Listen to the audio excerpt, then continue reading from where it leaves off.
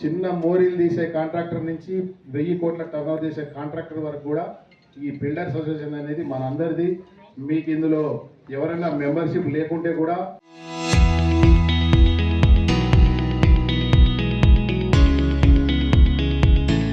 ఈ 18వ తారీఖు తర్వాత కూడా మన main head office builder association మన ఆఫీస్ అక్కడ హైటెక్ సిటీ నాక్ క్యాంపస్లో మన ఆఫీస్ ఉంటుంది.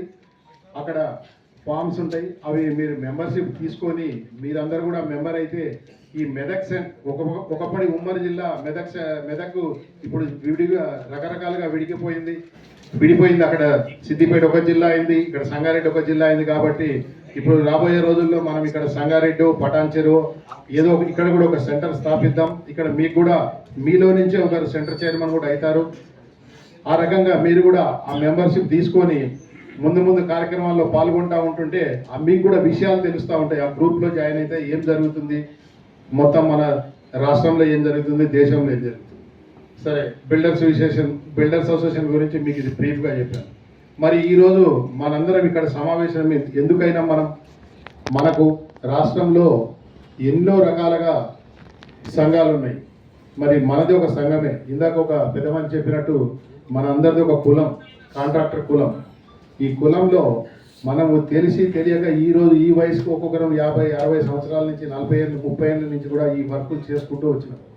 ఈ వర్కులు చేయడం తప్ప మనకు వేరే ఇప్పుడు ఈ వయసులో ఇంకొక పని చేయాలంటే మనకేం తెలియదు.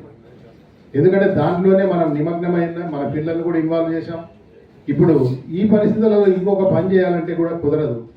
ప్రభుత్వానికి మీడియా ద్వారా గౌరవ ముఖ్యమంత్రి గారికి, గౌరవ ఫైనాన్స్ మినిస్టర్ గారికి మేము ఒకటే అప్పీల్ చేస్తున్నాం. సార్, ఈ రాష్ట్రంలో కానీ ఈ దేశంలో కానీ వ్యవసాయం తర్వాత అత్యధికంగా అందరినీ ఆదుకునేది ఈ కాంట్రాక్టర్ ఫీల్డే. ఎందుకంటే ప్రతి ఒక్క కాంట్రాక్టర్ వెనక ఎంతోమంది స్కిల్డ్ కానీ అన్స్కిల్డ్ కానీ లేబరు ఒక 50 మంది 100 మంది ప్లాంట్ రాష్ట్ర శాఖ పోయిన నెలలో హైదరాబాద్లో మీటింగ్ పెట్టుకోవడం జరిగింది.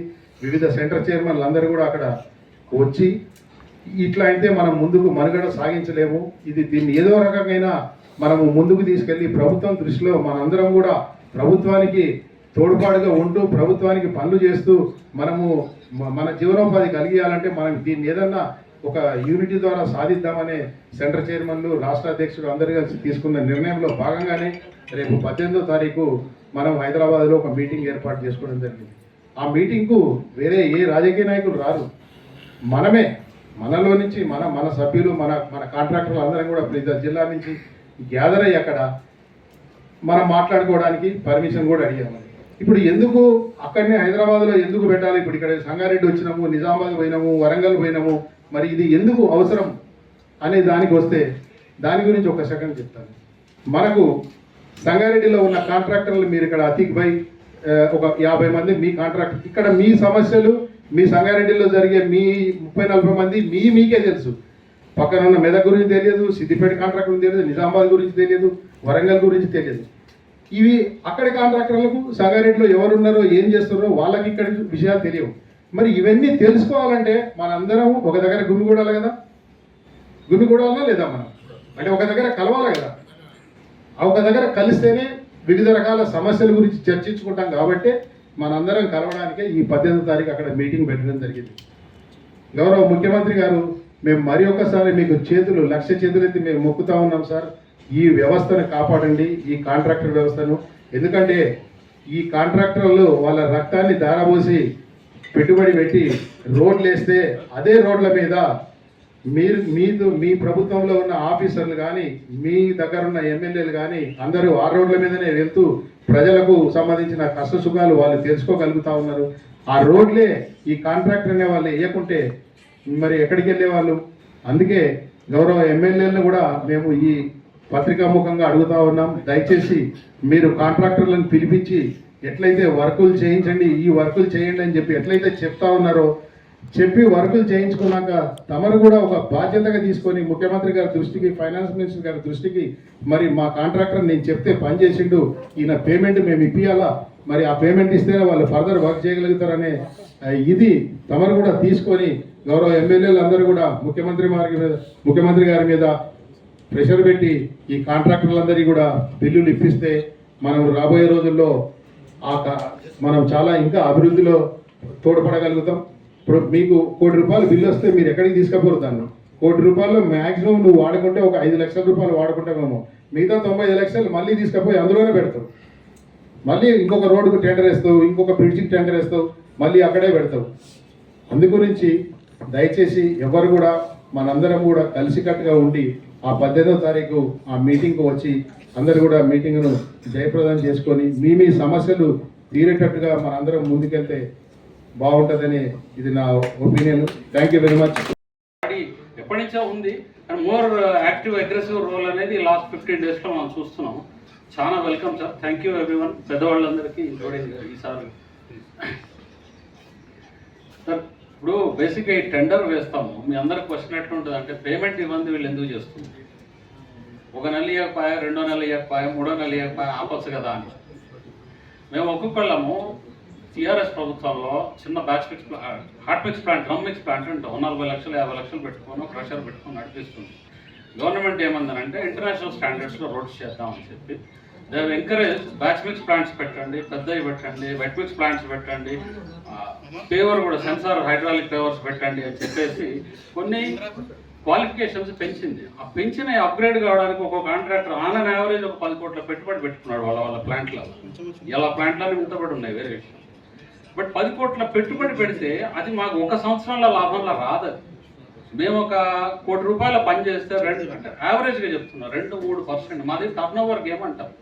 నిజంగా మీరు అనుకున్నట్టు 10%, 20% ఎవరికి మిగులుతాయంటే ఎవరైనా నాకు నేను సీఎం గారికో ఎవరైనా లేకపోతే ఇంకెవరైనా బాగా ఇన్ఫ్లుయెన్షియల్ పర్సన్కో బామ్మర్దినో అల్లుండో అయితేనేమో నాకు ఏమైనా మిగిలే అవకాశం, ఇట్లాంటి మంచి పని మీరు తీసుకోండి అని నాకు ఎవరైనా ఇస్తారేమో. కానీ మేమంతా కాంపిటీషన్ బేస్డ్, ఒక అండర్స్టాండింగ్ బేస్డ్, ఎవరి ప్లాంట్ దగ్గర వాళ్ళు బాధ్యతగా అంటే ఒక్కొక్క రోజు అయితే సీఎం గారు వస్తుందంటే రాత్రికి రాత్రి పనిచేసిన కాంట్రాక్టులు ఉండదు, అగ్రిమెంట్ ఉండదు, ఎస్టిమేట్ ఉండదు, ఏముండదు. రాత్రికి వేయండి అని అంటే ఆ జిల్లా ఆఫీసర్ల పరువు కాపాడడానికి ఈ R&B వ్యవస్థ, అంటే నేను R&B, అఫ్కోర్స్ ఇరిగేషన్ వాళ్ళు ఇరిగేషన్ ఉంటారు, వేరే బిల్డింగ్స్ వాళ్ళు బిల్డింగ్స్ ఉంటారు. ఎక్కడ కూడా కాంట్రాక్టర్ ఉత్సవ లాభాపేక్ష అంటే జనరల్గా పబ్లిక్ కన్సెన్సస్ ఏంటంటే కాంట్రాక్టర్ ఒక పొలిటీషియన్ తర్వాత సెకండ్ వర్స్ట్ ఆక్యుపేషన్ నా దృష్టిలో. నేను పబ్లిక్తో మాట్లాడిన కాడికి ఆ అవగాహన ఉంది. అది కాదు, నేను మాస్టర్స్ చేసిన సాఫ్ట్వేర్లో, అమెరికా పోయినా, 7 ఏళ్ళు అక్కడ ఉన్నా, ఆస్ట్రేలియాలో ఉన్నా, పర్మనెంట్ రెసిడెంట్, అక్కడ 2 ఏళ్ళు ఉన్నా, ఇక్కడికి వచ్చా. తర్వాత మా ఫాదర్ వృత్తి లాస్ట్ 15 ఇయర్స్ నుంచి నేను చేస్తున్నా. కనీసం 10 ఏళ్ల నుంచి బయటకు వెళ్ళిపోదామని చెప్తున్నా. ఎందుకనంటే ఎథిక్స్, ఆనెస్టీ, ఇంటిగ్రిటీ ఉన్న కాంట్రాక్టర్లు ఒకప్పట్లాగా దోచుకుందాం అనే టైప్ కాదండి. ఎక్కడో ఒక కేసు ఉండొచ్చు, రోడ్డు వేయకుండానే మొత్తం 200 కోట్ల బిల్ చేసి ఉండొచ్చు. బట్ ఆ ఒక్క కేసుతో మిగిలిన అందరు కాంట్రాక్టర్లు అట్లా పోల్చకండి. అట్లా లేరు కాంట్రాక్టర్లు ఇప్పుడు. ఇంకోటి పబ్లిక్ అవేర్నెస్. మేము రోడ్డు వేయకపోతే 2వ రోజు ఇట్లనే మిమ్మల్ని పిలుస్తారు, రోడ్డు వేయలేదని చెప్తారు, ఇటు కట్టలేదని చెప్తారు, ఇది నాశరకం అని చెప్తారు. This is all open. మేము చేసే పని ప్రతి పూట ఇట్ ఈస్ ఓపెన్. సార్ అదంతా వేరే చెప్తున్నాం. బేసిక్ ఈ ఫైట్ వచ్చేసి స్మాల్ అండ్ మీడియం కాంట్రాక్టర్స్ అండి, చిన్న మధ్యతరగతి కాంట్రాక్టర్స్. పెద్దవాళ్ళు ఉన్నారు, మెగా కానీ L&T కానీ, వాళ్ళకి బిల్స్ అఫ్కోర్స్ వాళ్ళకి పెండింగ్ 10,000 కోట్లు ఉంటే వాళ్ళకి 2,000 కోట్లు రిలీజ్ అయ్యింది. చిన్న వాళ్ళకి వాయిస్ లేదు. మేము పెద్దవాళ్ళని అపాయింట్మెంట్ అడిగితే కనీసం తలుపు దగ్గర కూడా రానియరు. సెక్రటేరియట్కి వెళ్ళాలంటే మాకు పెద్ద రికమెండేషన్. నేను ఎవరిని అడగాలి? మా అగ్రిమెంట్ సంతకం పెట్టిన ఈ గారినో ఎస్సీ గారినో పోయి అడగలుగుతాం. ఎస్సీ గారు ఏమంటారు? సిఈ గారికి తెలుసు. సిఈ అంటే చీఫ్ ఇంజనీర్. సిఈ గారు ఏమంటారు? హైదరాబాద్లో ఉండే సిఈ గారు. ఈఎన్సీ గారు ఏమంటారు? మీకు తెలుసు కదండి మా పరిస్థితి, మేము అడిగితే అక్కడ ఆన్సర్ లేదు. ఓకే సార్, మంత్రి గారిని అడుగుతాం. మంత్రి గారు కూడా హెల్ప్లెస్ పరిస్థితిలో ఉన్నారు. ఎవరిని అడగాలో మాకు తెలియదు. సీఎం గారు, డిప్యూటీ సీఎం గారు 2.5 ఏళ్ళు అయింది. R&B మంత్రి గారైనా హెల్ప్ చేయాలని ఉందేమో. స్టేట్ పరిస్థితి మాకు తెలుసు. ఫస్ట్లోనే బిల్డర్ అసోసియేషన్ మీటింగ్కి సీఎం గారు వచ్చి ఎన్ని రోజులు ఒప్పుకబట్టిండ్రు, అప్పటికే పెండింగ్ ఉన్నాయి కొన్ని. ఎన్ని రోజులు ఒప్పుకబట్టిండ్రు, ఒక 2-3 నెలలు ఆగండి, మేము దశలవారీగా విడుదల చేస్తాం, రిలీజ్ చేస్తాం అన్నట్టుగా బిల్డర్ అసోసియేషన్ కన్వెన్షన్లో చెప్పింది సార్. ఒక్కళ్ళకు కూడా రాదు.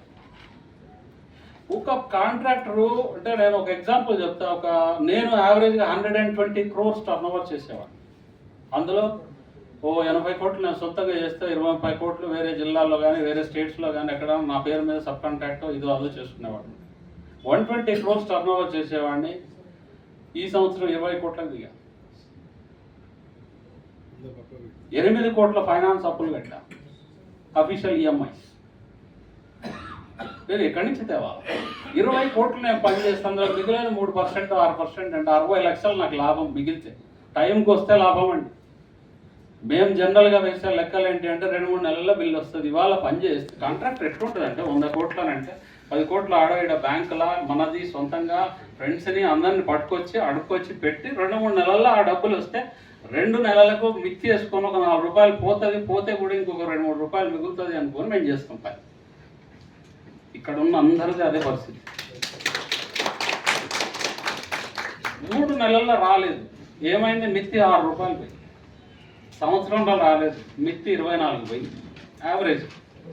బ్యాంకులో పెట్టాలంటే నా ఇల్లు ఒక్క కాంట్రాక్టర్ నా ఇల్లు, నేను మంచి కారు తోలుతాను, నా కారు, నా సెల్ ఫోన్, నా డ్రాయర్ మనీతో సహా బ్యాంకుకి రాసి పెడుతుంది. నన్ను నమ్మండి, నేను నిజం చెప్తున్నాను. డ్రాయర్ మనీతో సహా మా బ్యాంకులకు మేము తాకట్టు పెట్టి ఉన్నాం, ఫైనాన్స్ కంపెనీలకు తాకట్టు పెట్టున్నాం. పారి పశువు అంటారు, అంటే వాడు వంచుకోంగా అప్పు పోంగా బ్యాలెన్స్ నేను పంచుకుంటా అని ఇంకోటి వస్తాడు, లోన్ ఇస్తాను. మాది ఆశ 10 రూపాయలు పెడితే ఆడ నేను చెప్పిన కదా 3% మనకు మిగులుతుంది అని చెప్పి మా ఆశ. మాది టర్నోవర్లు పెంచాలి. బ్యాంకులు అడుగుతాయి, ఈ సంవత్సరం టర్నోవర్ ఎందుకు తగ్గింది, నీకు లిమిట్స్ తగ్గిస్తా, బ్యాంక్ గ్యారంటీ ఇవ్వాలి అంటే వాళ్ళు ఇస్తారు మాకు. మా ఆస్తులు కానీ ఆఫీస్ కానీ ఇల్లు కానీ పెట్టుకొని, మా ఇల్లు నా పేరు మీద లేదు, గత 15 ఏళ్ళుగా లేదు, అది పెట్టి మేము డబ్బులు తెస్తాం. మన పుట్టుకతో మేము రిచ్ కాదు, ఏది కాదు. ఆల్ ఇన్ అంటారు, అంటే పేకాట్లో మొత్తం ఆస్తులు పెట్టి ఆడినట్టే మేము ఇదొక జూదము ఆడుతున్నాం, తప్పు చేస్తున్నాం. ఈ రాష్ట్రంలో ఇట్లా పనులు చేసి తప్పు చేసాం. అందరు ఎవరన్నా తప్పు చేయలేదని అనుకుంటే చెప్పండి, అందరు మనసులో ఉంది. ఎవరిని మాకు హర్ట్ చేయడం కాదు మా ఉద్దేశం. పొలిటికల్ నాయకులు ఉన్నారు, ఇబ్బందులు పడుతున్నారు, ఫైనాన్స్ లేదన్నట్టున్నారు, మరి ఆమె ఎందుకు పిలుస్తారండి? ఆమె అని ఇప్పుడు కొత్త ఒక రోడ్ కన్స్ట్రక్షన్ విధానం చేసినటువంటి ప్రతి ఒక్క కాంట్రాక్టర్కు మరియు మీడియా మిత్రులకు పేరు పేరున నమస్కారాలు తెలియజేసుకుంటూ, రాష్ట్ర కార్యవర్గ నుంచి నమస్కారాలు తెలియజేసుకుంటూ, ఈరోజు సమావేశానికి అంటే నేను ఎక్స్పెక్ట్ చేయలే ఇంతమంది ఇక్కడ సంగారెడ్డిలో సమావేశానికి ఇంతమంది వస్తారంటే credit goes by Sridhar and Vishnuvardhan Reddy గారు. వాళ్ళ ఆర్గనైజేషన్ చాలా బాగా చేసినారు. ముందుగా వాళ్ళకి ధన్యవాదాలు తెలియజేసుకుంటా. ముఖ్యంగా ఏంటంటే మనకు ప్రయారిటీ ఫస్ట్ ఏంటంటే ఇవన్నీ ఇష్యూస్ డిఫరెంట్. మనం ఒకటి మనకు పేమెంట్ లేవు. పేమెంట్ ఎందుకు లేవు? మనం చేసే వర్కులకు గవర్నమెంట్ అడ్డగోలుగా అంటే 1:25-27% వర్క్స్ పిలిచినారు. వాటికి పోయిన గవర్నమెంట్ ఊరికపోయిన వర్క్స్ చాలా ఉన్నాయి పాత గవర్నమెంట్లో. అవి ఏం చేసిండ్రు? మళ్ళీ అవి చేసాం. మనం చేసి ఇవేమైంది, ఇక్కడ మళ్ళీ ఎక్కువ అమౌంట్స్ పెండింగ్ అయిపోయినాయి. మళ్ళీ ఈ గవర్నమెంట్ వచ్చినప్పుడు ఎమ్మెల్యేలు కానీ ఎక్కడ కాన్స్టిట్యూషన్ కానీ వారి అనుకూలంగా కొన్ని మార్క్స్ వాళ్ళు పెట్టారు. కానీ బడ్జెట్ అనేది అతలాకుతలం అది చూసుకోకుండా వర్కులు పెట్టిస్తే మనం కూడా ఆలోచన లేకుండా, అంటే మనకు తెలియదు కదా, ఎవరికి తెలియదు. పలానా రోజులో టెండర్ పెడుతున్నట్టే అందరు ఇస్తారు, టెండర్ వేసుకుంటాం, అన్న వర్క్ చేస్తాం, 4 రూపాయలు వస్తాయని ఆలోచనతో మనం ఉంటాం. అది జరిగింది ఏంది, దాని మీద బడ్జెట్ ఉందా లేదా ఏదైనా చూసుకోము. అది చాలా పొరపాటు.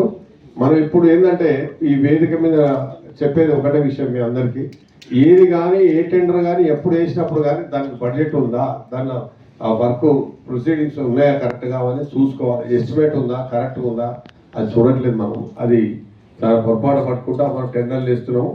వాళ్ళు కూడా ప్రభుత్వాలు ఉన్నటువంటి ఎమ్మెల్యేలు కానీ ఆఫీసర్స్ కానీ వాళ్ళు చెప్పినట్టుగా ఆఫీసర్ టెండర్ ఇస్తూ మనం వేస్తున్నాం. అది మనకే భారం అవుతుంది. ఇంకొక విషయం అంటే సరే చేసినాము, ఏదో రకంగా కష్టపడ్డాము, అప్పుల పాలైనాము, పని చేసినాము.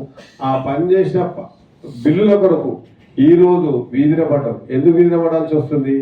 ప్రతి బిల్లు ప్రతి ఒక్క దగ్గర ఎవ్వరు కానీ నేను చిన్న కాంట్రాక్టర్లు మెయిన్ ఇబ్బంది, చిన్న కాంట్రాక్టర్లకు ఇబ్బంది. ఇక్కడ గమనించాల్సిన విషయం చాలా పెద్ద ఇష్యూ. ఇదేంటంటే ఈ వేదిక మీద నుండి ముఖ్యమంత్రి గారు కానీ, వాళ్ళ ఫైనాన్స్ మినిస్టర్ గారు కానీ, ఆర్ఎన్ఎం మంత్రి గారు కానీ, ఈ పంచాయతీరాజ్ మంత్రి గారు కానీ మా విన్నపం అన్ని డిపార్ట్మెంట్లో పబ్లిక్ హెల్త్ కానీ, ఇది ఇప్పుడు ఇంతకుముందు జావేద్ గారు చెప్పారు వాళ్ళ బిల్డింగ్ విషయం, వాళ్ళ సమస్య నేను 100% 100% ఈ మీటింగ్ అయిపోయిన తర్వాత జావేద్ గారు మీరు నాతో రండి, 100% మీ సాల్వ్ ప్రాబ్లం చేస్తా. మీ ఈఎన్సీ గారు భాస్కర్ రెడ్డి గారు ఉన్నారు, వారి మొన్ననే ఒక విషయంలో మాట్లాడితే 2 నిమిషాలు పనిచేసి పెట్టాడు. కొన్ని ఇష్యూలు ఉంటే కూర్చోండి, మీరు కూర్చోండి. కానీ ఒకటే విషయం, అవి ఏంటంటే కరెక్ట్గా కనెక్టివిటీ లేక వీళ్ళు ఏదైతే ఇచ్చిందో లెటర్ అక్కడ ఏది ఉందో అనేది వాళ్ళకు సెట్ కాక, ఇంకోటి ఉన్న ప్రభుత్వాలలో మనం ఇప్పుడు గవర్నమెంట్కి ఎప్పుడు కూడా వ్యతిరేకం కాదు, ఏ గవర్నమెంట్ కూడా మన కాంట్రాక్టర్లు వ్యతిరేకం కాదు.